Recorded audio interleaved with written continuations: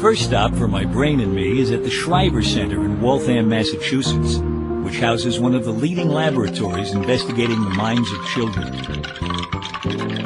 In the cheerful basement is a large room where kids of all ages hang out with their parents. We all know that kids' brains work differently from grown-ups. And it turns out from work here and at other labs that while much of a child's brain is up and running from the start, the slowest to come online is the prefrontal cortex, which, as we're about to find out, accounts for a lot. These kids look very comfortable in here. What are they here for? We give them games to play, problems to solve, which teaches us how they're understanding the world and how their mind is working. Every time they do something, and they do it differently than us, they did it that way because it made sense to them. So we're trying to figure out how they're understanding the world and how their mind is changing as they get older, and the relationship of that to how the brain is changing. Now, this is supposed to be boring. Adele Diamond frequently plays games with babies like 10-month-old Alexandra, which are spellbinding in what they reveal about the infant mind.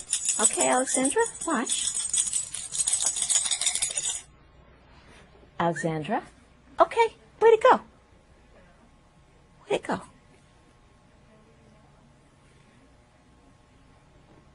Where'd the toy go?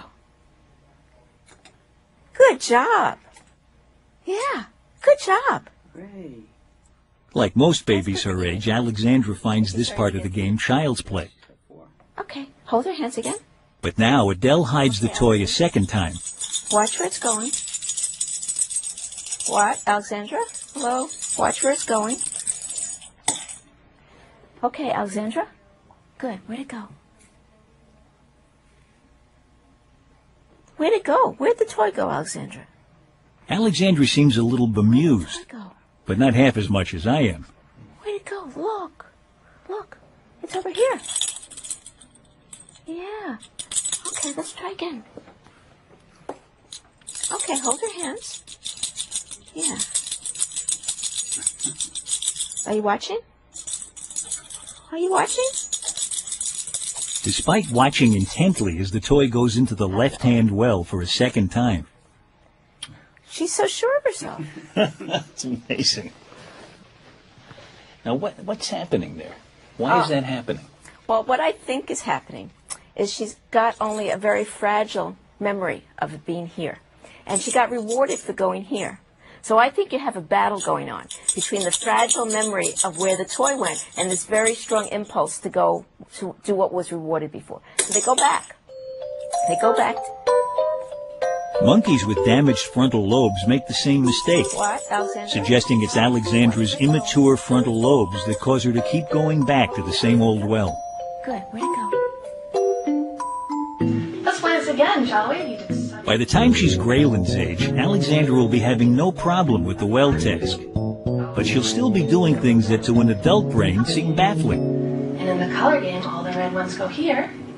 All the blue ones go here, right? Graylin is 3. So can you point and show me where the blue ones go? Yeah, perfect. Where do the red ones go? Perfect. The cards can be sorted either by shape or by color. Graylin's first learning the color game. Thank you. Okay, she has to match up the cards with the color of the objects. And now she's going to do the shape game, where she has to match them to the shape. Can you show me where the stars go? Yay. Where do the trucks go? Oh, excellent. So now they won't be red or blue, so she can only match by shape in the card. See? It's a yellow star. This is training. So remember, stars go here, and trucks go here.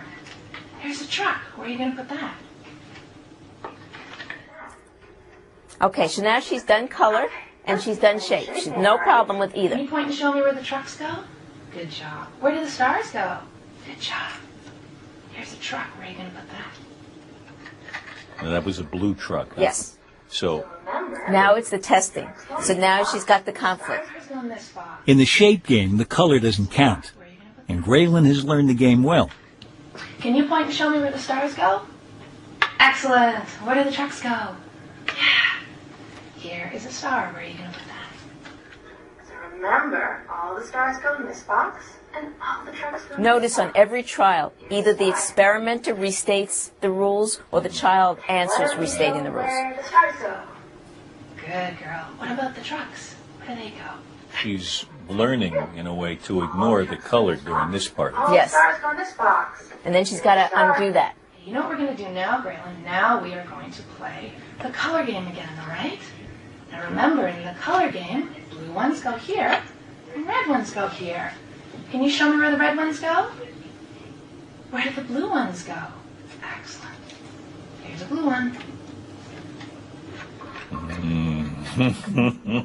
Yeah. Okay, remember, red ones go here, and blue ones go here. Here's a red one. Where does that go? Have a look and show me where the blue ones go. Excellent. Where do the red ones go? Excellent. Here's a red one. Where does that go? Wow. Where do the blue ones go? Where do the red ones go? Here's a red one. Star. Right. That's Right. That's really remarkable. What I think is happening is before the child sees the card, the child has clearly in mind what the rules are and what she's supposed to do. She knows that red goes here and blue goes there. She's got it. Then she sees this card that's relevant to both dimensions in incompatible ways. And that creates a problem for her. Here's a red one. What we've called this is attentional inertia. They can't get their attention off of what had been relevant before. So what you start with seems to get dominance in some way. Just Now, like why you is that? Is it because it's been reinforced many I think times? so, yes. It's been, you got used to doing those rules that way. The part of the brain that's good at sticking to the tried and true is down in the more primitive regions. In the adult brain, it's the prefrontal cortex that jumps in and overrules the ingrained response. And what is that? But in a 3-year-old brain like Juliana's, the prefrontal cortex still isn't up to the job of switching her mind to the new set of rules. Can you point and show me where the stars go? Where do the stars go, Julia? Adele Diamond has an idea she's testing here that if the child herself names the color or shape, it will help get her out of the rut. Where do trucks go?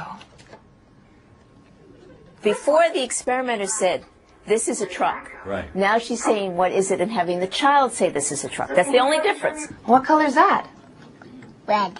I think that it provides a verbal scaffold to help her move her attention.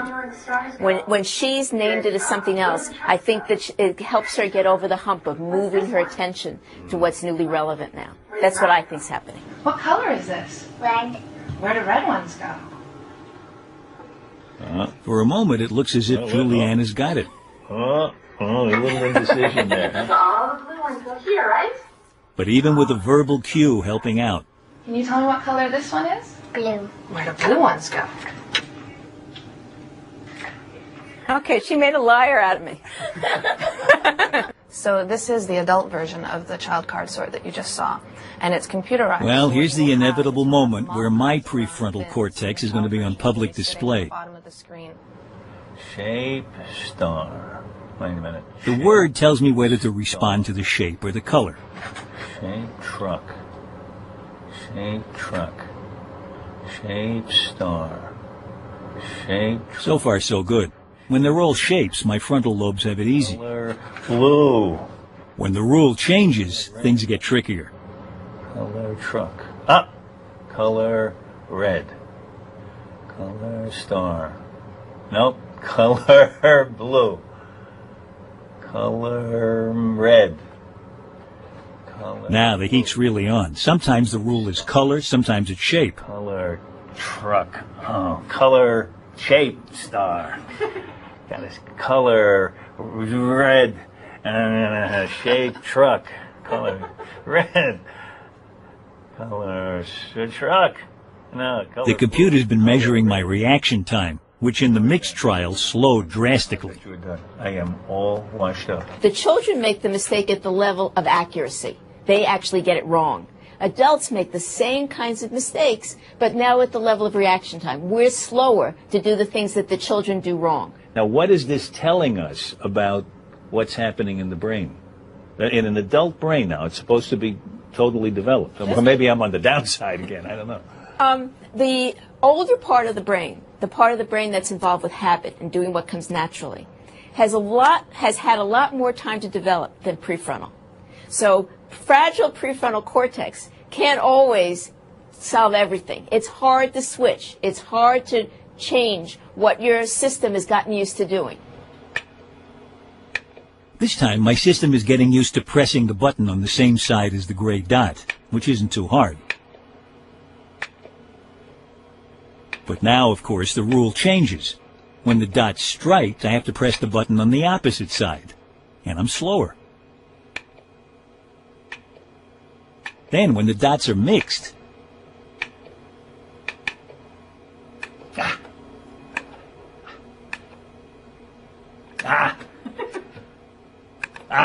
Everybody makes mistakes. I'm pressing everything. If it was a pinball machine, I'd have done fine. Go ahead and lie down. at least I got to do my test sitting comfortably at a computer. There you go. Keep your head. 10-year-old Kevin is going to do the same test while lying in an MRI machine. Back to the screen. Actually, a mock MRI machine, or his braces and maybe his teeth would be yanked right out of his mouth. Are my credit cards okay during this? It wouldn't be if it was a real scanner because of the magnetic field. But this is just like the real thing, except that there's no magnet here, so your credit cards are safe. This is what we use to get people acclimated to the scanner. Oh, I see. I see. Okay, Kevin, here we go. Here's your box. Put your hands on there. Hold your thumbs just like that, okay? Okay, I'll slide you in a little bit. Kevin's prefrontal cortex, as his parents will no doubt discover in the next few years, still has quite a bit of maturing to do. Okay, so we'll get started here. Now there's going to be... But when he performed this task in a real scanner, the images revealed a critical part of his prefrontal cortex already hard at work. This is your brain here? Yes. Do you recognize it? Yeah. So first what I thought I'd do is show you some of the anatomy of his brain. Yeah. You're going to see us go from the front to the back. And as we're doing that, you'll see what it looks like at each of those levels. Mm-hmm. Pretty neat, huh? So these are the slices, Kevin, that we took through your brain when we were looking at the functioning of your brain when you were doing our task. The area that lit up the brightest was up over his forehead and near the surface of his brain, called the dorsolateral prefrontal cortex. So this is how much harder dorsolateral prefrontal cortex had to work when he had gray dots and striped dots. Were you aware that it was harder? Were you see yourself like trying to concentrate on it? Yes. Yeah, it's harder when they're mixed together than when you just have one. And Would you get them wrong and then realize it a second later? Yes. Yeah, that happened to me all the time. And then I go, oh no, like, I get real excited. And you tend to see, almost across whatever task, that in the more difficult condition, you get activation of dorsolateral prefrontal cortex. When you have to concentrate, when it's hard, when you need executive control, you need dorsolateral prefrontal. The more you can go on automatic, the more you don't have to concentrate as much, the less you need dorsolateral prefrontal. So your dorsolateral prefrontal cortex is critical to helping you make up your mind. But as we'll see in our next segment, it doesn't work alone.